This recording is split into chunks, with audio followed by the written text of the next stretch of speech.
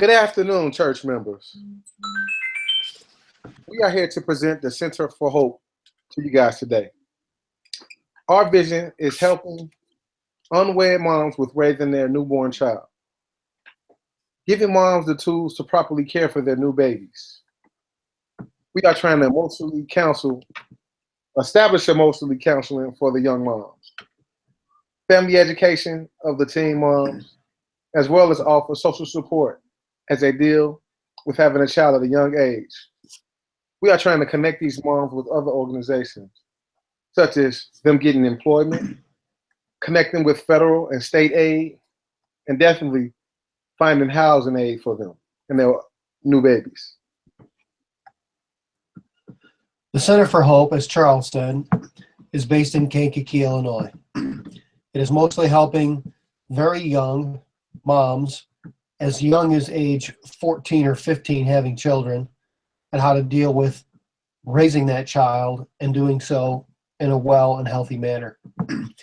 I know when I was a young parent, which I wasn't young as far as age is concerned, but I know when my wife and I came home with our first child, she and I argued several times how to best put our newborn child back to sleep.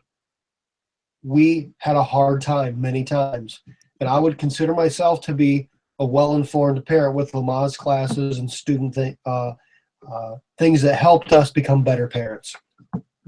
And a lot of times it didn't help. So imagine being in that same situation and you had no idea what to do. You didn't know how to raise that young child. Imagine being homeless equally in that same situation. You're dealing with the safety and security of your child and having to try to figure out housing at the same time. That's why Charles and I are here talking to you today. We are looking to give the Center for Hope a few new tools to help them aid these young mothers. So we're looking to raise $5,000 for a few items in our center. We are going to build some new cabinets for storage of inventory for the products we're going to issue out. We are also programming new software to help them keep track of the ever-changing inventory. We're going to clean out and streamline all of their storage rooms. We're going to train the staff to use the new software. This is customized especially for our facility, so it definitely will be unique. We are going to return to update to improve their needs as things change throughout the throughout the inventory system for them. So, $5,000. What does $5,000 actually look like? Well, if you hold 50 $100 bills in your hand, you know that's not that thick a stack. It's maybe a half-inch thick. In $20 bills, there's 250 of them. That's a pretty tall stack. That's probably 1.5 inches or 2 inches tall. Now, $10 bills, that's 500 of them. That's a pretty deep stack. That's probably 3 inches tall. And you know what? I think most of us can spare $10. If 500 people of you here at Gathering Point would give $10 a piece, we could easily raise our money. Now, $5. It takes 1,000 of them. That's a pretty big stack. That's probably a hard thing to grab your hand around. But what I'm asking you here is very tactile. That's visible. That's visual. You can see that. What does it look like for a mother to finally be able to put her young child back to sleep after 2 or 3 hours of constant crying because that baby was colicky or that baby didn't have enough formula, whatever the case is? But what does that look like? I don't know.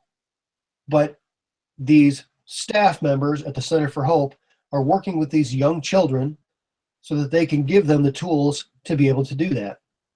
What does it look like when you finally put your baby in a fresh change of clothes and a dry diaper and they can go back to sleep, or they can rest, or they can play?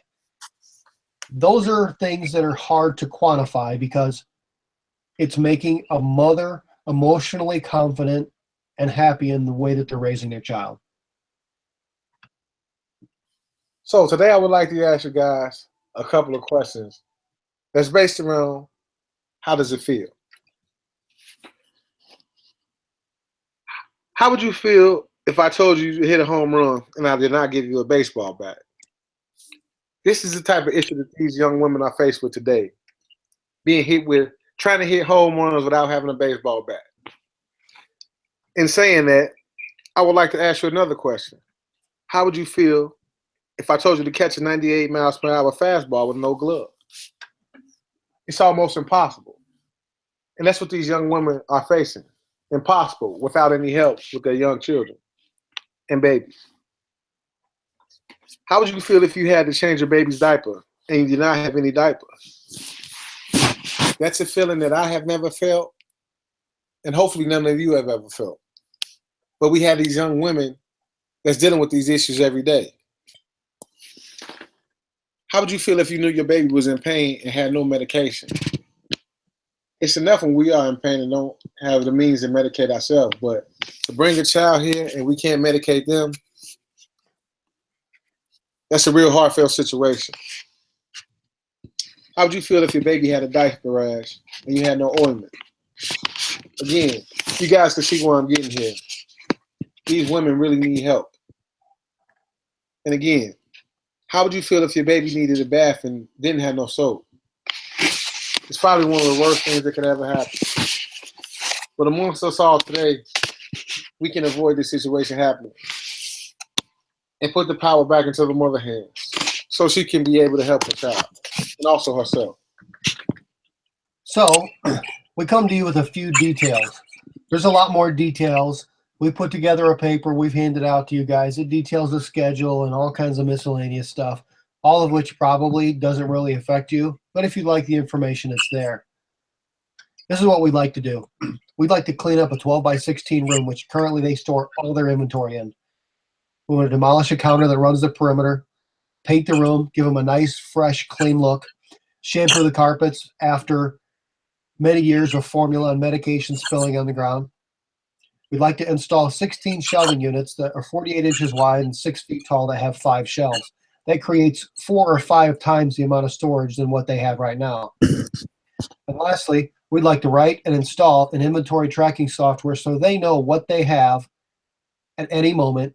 And these are the tools we're giving these young moms. That's where we need your help today. As we sit here, you may look at me and ask, what can I buy? Well, a shelving unit costs $75. We are installing 16. It's well more than 16 of us in this room today. So we can push to make this happen. The carpet shampooing costs $150. And installing the shelf units costs $25 each.